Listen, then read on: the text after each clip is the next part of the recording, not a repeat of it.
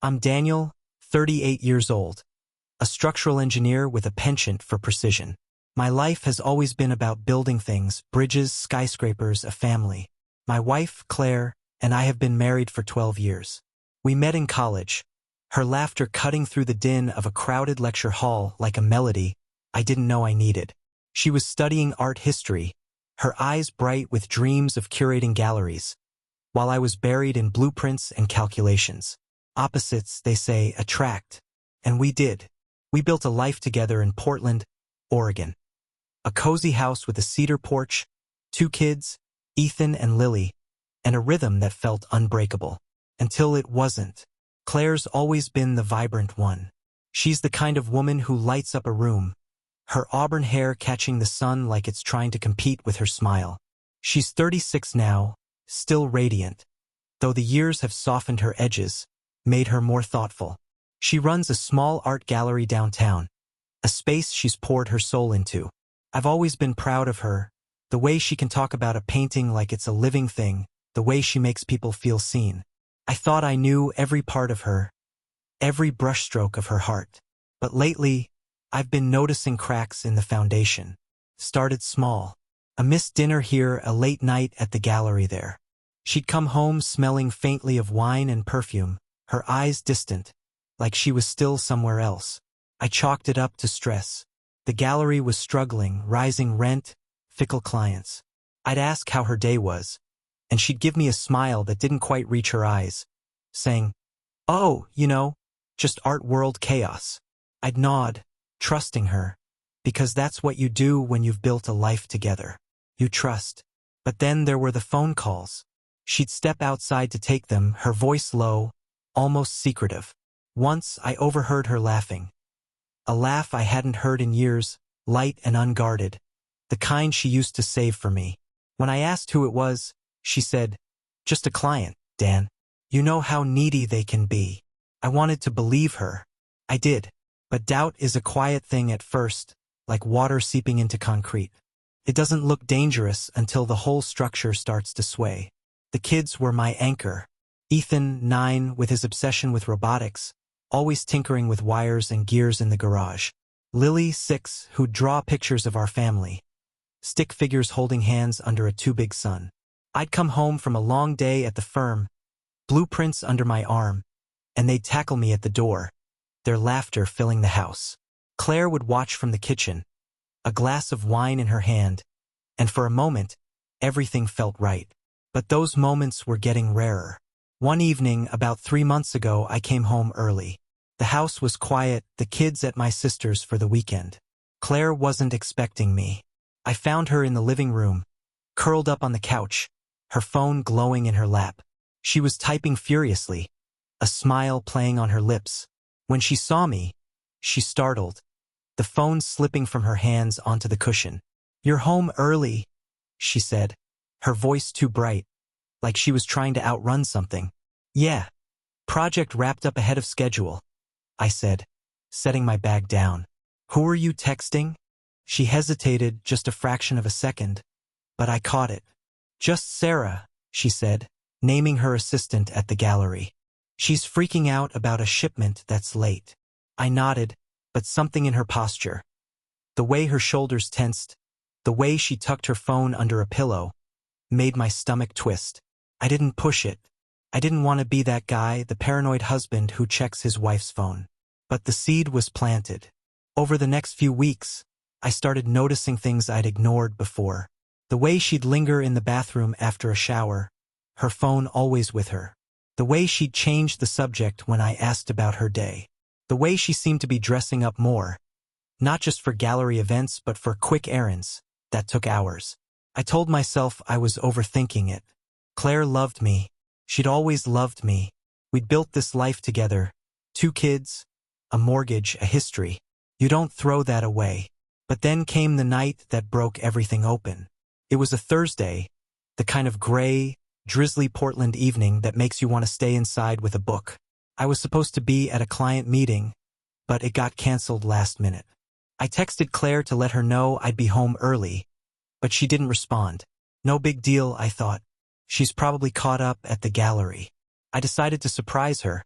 Maybe take her out for a late dinner, just the two of us. It had been a while since we'd done something spontaneous.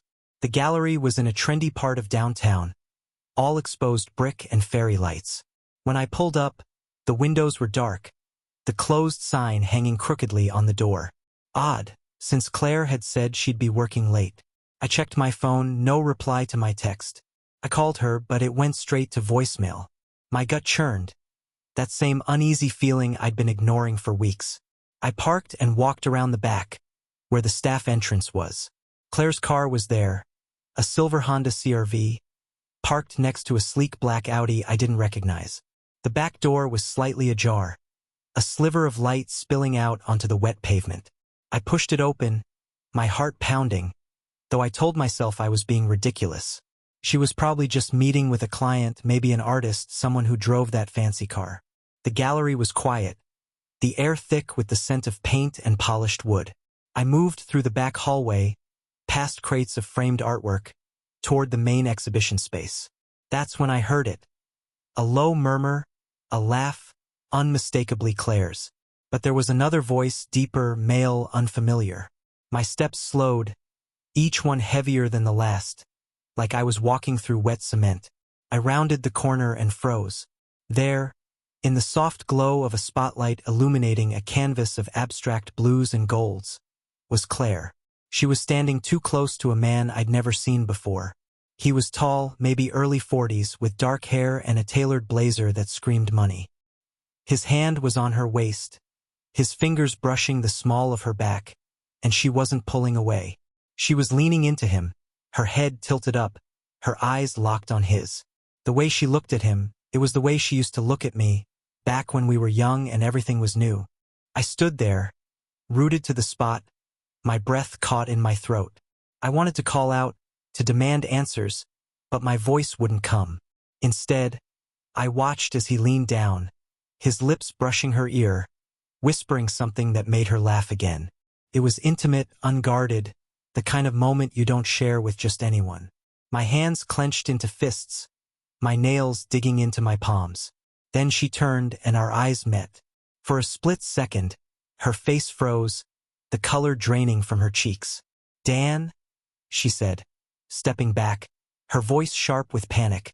The man turned, his expression calm, almost amused, like he'd been caught stealing a cookie, not touching my wife. "Claire," I said, my voice low, steady, though inside I was fracturing. "What's going on?"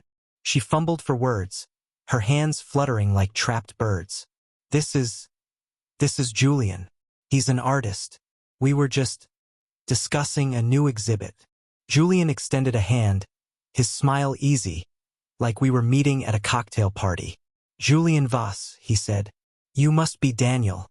Claire's told me about you." I didn't take his hand.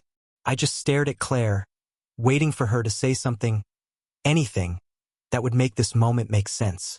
But she didn't. She just stood there, her eyes darting between me and Julian. Her lips parted like she was trying to find a lie that would fit. "I should go," Julian said, sensing the tension.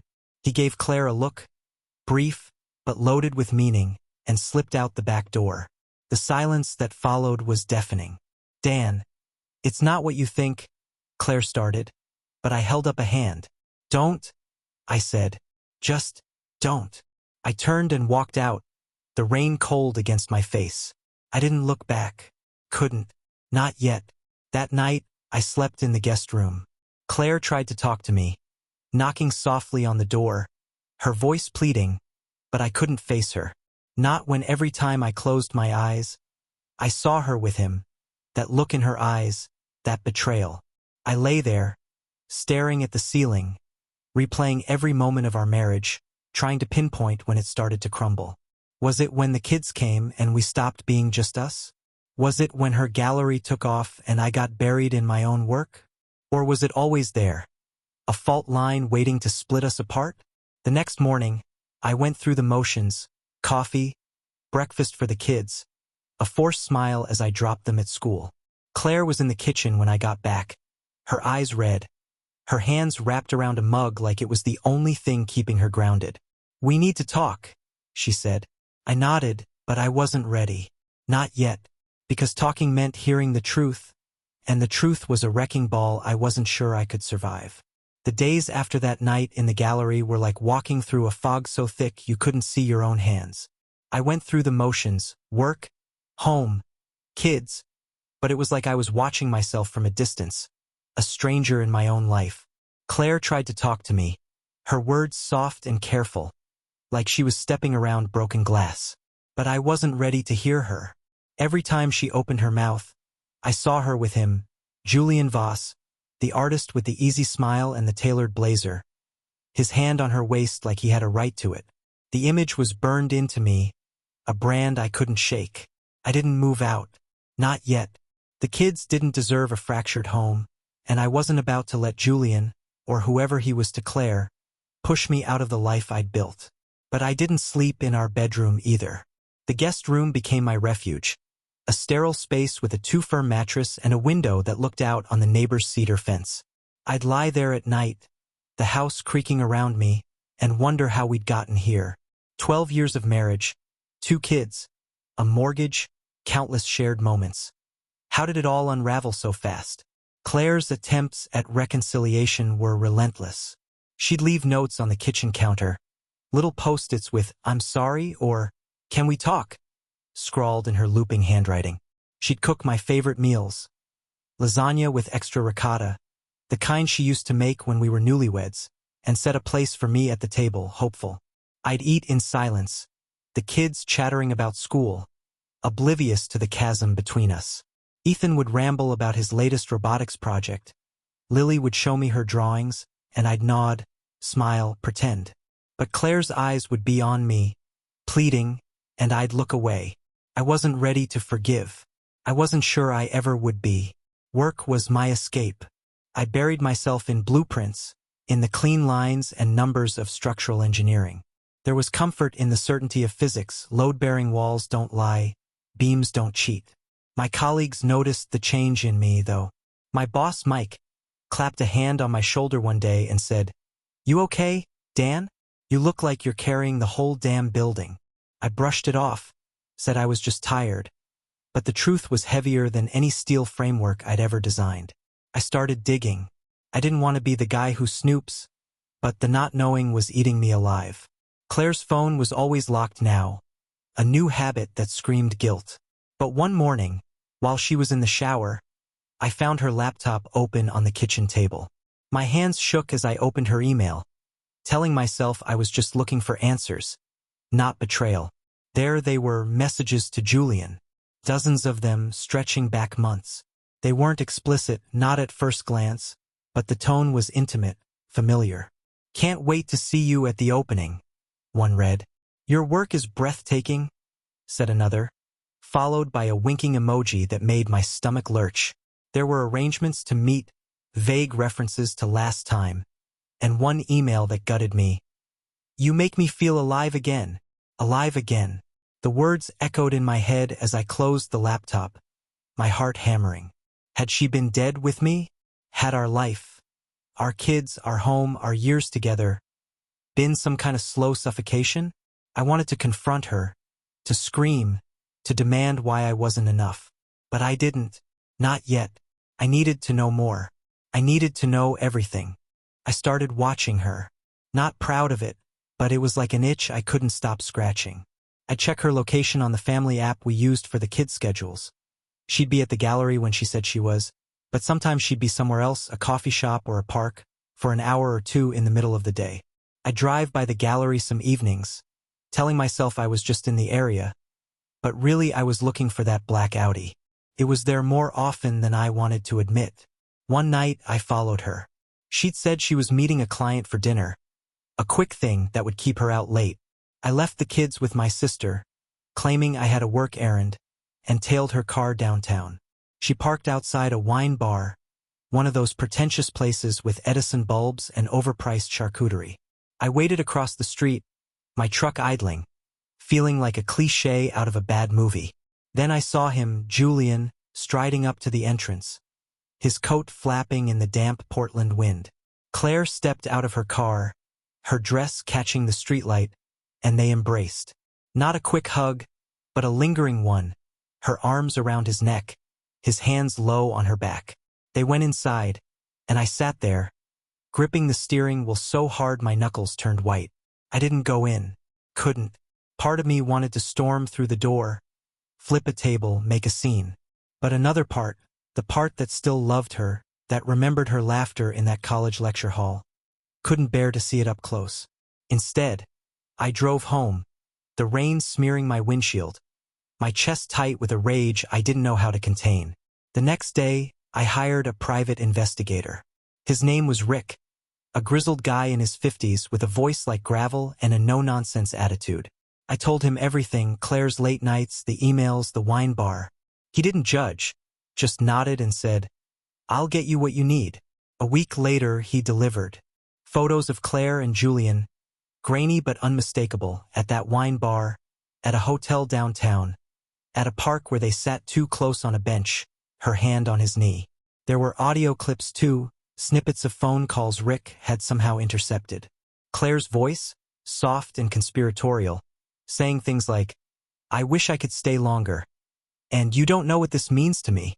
Julian's voice, smooth and confident, replying, "We'll figure it out, Claire. We always do." I sat in Rick's office, staring at the photos spread across his desk, and felt something inside me break. Not just my heart, but something deeper, my trust in the world, in the idea that good things last. I'd built my life on the belief that Claire and I were solid, unshakable. Now I was staring at the wreckage. "What do you want to do?" Rick asked, leaning back in his chair. I didn't answer right away. I didn't know. Divorce was the obvious choice, but it felt too simple, too clean. Claire had betrayed me. Yes, but she was still the mother of my kids, the woman I'd loved for over a decade. Walking away meant tearing apart everything we'd built, everything Ethan and Lily knew. But staying meant swallowing this poison every day, pretending I didn't know what I knew. "I need time," I said finally, my voice hoarse. Rick nodded. "Take it, but don't wait too long. Things like this, they fester." He was right. The anger was already festering, growing into something dark and unfamiliar. I'd never been a vengeful person. I was the guy who fixed things, who found solutions. But now, all I could think about was making her feel the pain she'd caused me. Not just her, Julian too. He didn't get to walk away unscathed, to slip into my life and take what wasn't his. I started planning. Not in a clear, calculated way, but in fragments late at night when the house was quiet and my thoughts were loud. I'd lie in the guest room, staring at the ceiling, imagining ways to expose them, to make them pay. I thought about confronting Julian publicly, humiliating him in front of his art world friends. I thought about telling Claire I knew, watching her squirm as she tried to lie her way out. But those ideas felt too small, too fleeting. I wanted something that would last, something that would cut as deep as her betrayal had. One evening, I was at the kitchen table going through bills when Claire came in. She'd been at the gallery all day, or so she said. Her hair was loose, her cheeks flushed, and for a moment, I saw the woman I'd married. But then I remembered the photos, the audio, her voice saying, "You make me feel alive again." I clenched my jaw, focusing on the numbers in front of me. "Dan," she said, sitting across from me, "we can't keep doing this. The silence, it's killing me." I looked up, meeting her eyes. They were wide, searching, but I didn't see remorse. I saw fear of being caught, maybe, or fear of losing the life she'd taken for granted. "What do you want me to say, Claire?" I asked, my voice low, controlled. "I want you to talk to me. Tell me what's wrong. I know you're upset about what you saw, but it wasn't what you think. Julian's just a friend, a colleague." I almost laughed. A friend, a colleague. The lies were so thin I could see right through them. But I didn't call her out. Not yet. "I'm tired," I said instead, standing up. "I've got an early meeting." She reached for my hand, but I pulled away, the touch burning like acid. I walked to the guest room, closed the door, and sat on the edge of the bed, my mind racing. That's when the idea started to take shape. Not just revenge, but something bigger, something that would unravel their world the way they'd unraveled mine. I started researching Julian Voss. He was a rising star in the Portland art scene, known for his abstract paintings and his charm. He had a website, a sleek portfolio with glowing reviews, and a schedule of upcoming exhibitions. He was married, too, to a woman named Elise, a lawyer who specialized in intellectual property. They had no kids, but they had a life, dinners with collectors, trips to Europe, a loft in the Pearl District. I found Elise's LinkedIn, her firm's website, her email. I found Julian's gallery contacts, his clients, his patrons. I started mapping out their world, every connection, every vulnerability. The plan was forming piece by piece. It wasn't just exposing Claire's affair. It was about dismantling everything she and Julian thought they could build together. I wanted them to feel the weight of their choices, to lose what they valued most. For Claire, it was her gallery, her reputation in the art world. For Julian, it was his career, his status, his perfect little life. I didn't know how I'd do it yet, but I knew it would be precise, deliberate, like a building demolition, controlled but devastating. The kids were my only hesitation. Ethan and Lily didn't deserve to lose their mother, or the stability of our home. But I couldn't let Claire walk away unscathed, pretending she hadn't shattered me. I'd protect them, shield them as best I could, but Claire, Julian, they'd feel the collapse. The plan took shape in the quiet hours, when the house was still and the world outside felt like it was holding its breath. I'd lie in the guest room, the glow of my laptop casting shadows on the walls, piecing together the threads of Claire and Julian's lives. It wasn't enough to confront them, to yell or cry or demand answers. That would be too fleeting, too easily brushed off. I wanted something permanent, a wound that would scar, something that would make them feel the weight of their betrayal every day. I wanted them to lose what they valued most, just as they'd taken what mattered most to me. My trust, my peace, my sense of home. I started with Julian. He was the easier target. His life laid bare in the glossy veneer of the art world. His website boasted upcoming exhibitions, glowing reviews from critics, and a client list that included some of Portland's wealthiest collectors. He was a man who thrived on admiration, on being seen as a visionary. His career was his identity, his currency. Take that away, and what was he? Just a man who'd touched my wife, who'd thought he could step into my life and walk away unscathed. I began by digging deeper into his world. Rick, the private investigator, was worth every penny. He uncovered financial records, emails, even text messages that painted a clearer picture of Julian Voss. He wasn't just an artist. He was a hustler, skating on the edge of ethics. There were whispers of forged provenance documents, paintings sold under questionable circumstances, and a few disgruntled clients who'd never gone public.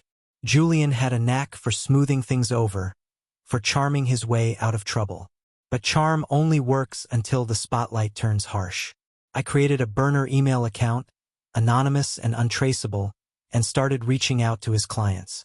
I posed as a concerned art enthusiast, dropping hints about discrepancies in Julian's work, provenance records that didn't add up, rumors of copied techniques from lesser-known artists. I didn't lie, not exactly. I used what Rick had found, amplified it, and let the art world's paranoia do the rest. Collectors are a suspicious bunch, quick to sniff out scandal. I sent the same information to a few art blogs, the kind that thrive on gossip, and watched the ripples spread. Within a week, there were murmurs online, nothing concrete, just enough to make people question Julian's golden boy status. But that was only the beginning. Julian's marriage was another pressure point. Elise, his wife, was a sharp, no-nonsense lawyer who'd built a reputation for protecting artists' intellectual property. She was the backbone of their life, the one who balanced Julian's flamboyance with her steady pragmatism. I found her email on her firm's website and sent her an anonymous package, photos from Rick, showing Julian and Claire at the wine bar, the hotel, the park. I included a note, typed and unsigned. "You deserve to know who you're married to." I didn't feel good about it. Elise hadn't done anything to me, but Julian had, and she was collateral damage in a war he'd started. I watched Claire, too, waiting for the right moment to strike. She was still trying to act normal, still leaving notes, still cooking dinners I barely touched. But her confidence was fraying. She'd catch me staring at her, and her eyes would flicker with guilt, like she knew I was onto her but couldn't bring herself to confess. I didn't confront her. I wanted her to feel the ground shifting beneath her, to sense the collapse coming without knowing why. The gallery was her pride, her dream made real. It was struggling, yes, but it was hers, a space where she felt alive. I knew how much it meant to her. Every late night, every client she charmed, every artist she championed. So I went after it. I started by contacting her landlord, a gruff older man named Mr. Kessler who owned half the buildings in that part of downtown. I'd met him once at one of Claire's openings. I called him, pretending to be a concerned tenant in another of his properties, and dropped hints about the gallery's financial troubles. "Heard they're behind on rent," I said, casual but pointed. "Might be worth checking in." Kessler was the type to act fast. He didn't tolerate late payments.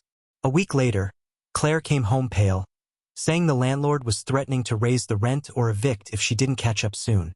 Then I targeted her reputation. The art world runs on trust, on relationships carefully cultivated over years. Claire had built hers through charm and hard work, but it was fragile. I used another burner account to post on art forums, subtle comments questioning the gallery's curation, suggesting favoritism, implying Claire gave certain artists, like Julian, preferential treatment for personal reasons. I sent anonymous tips to her biggest clients, hinting at mismanagement, nothing provable but enough to make them hesitate before signing another contract. I knew how quickly whispers could turn into a roar in her world. The kids were my only anchor through it all.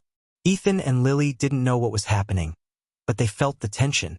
Ethan would ask why I was sleeping in the guest room, his brow furrowed like he was trying to solve a puzzle. Lily would cling to me at bedtime, her small arms tight around my neck, like she sensed something breaking.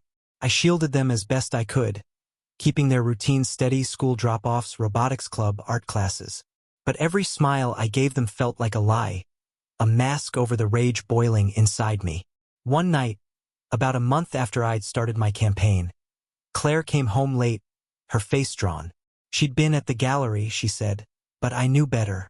Rick had sent me photos of her with Julian at a cafe that afternoon, their heads bent close over a table. She sat at the kitchen counter, pouring herself a glass of wine with trembling hands. "Dan," she said, her voice barely above a whisper. "I don't know what's happening. The gallery, it's falling apart. Clients are pulling out, Kessler's breathing down my neck, and now there's this gossip online. People are saying things about me, about the gallery. It's like someone's out to get me." I looked at her, my expression neutral, though my heart was pounding. "That's rough," I said, stirring my coffee. "Any idea who?" She shook her head, tears welling in her eyes. "No, I don't know.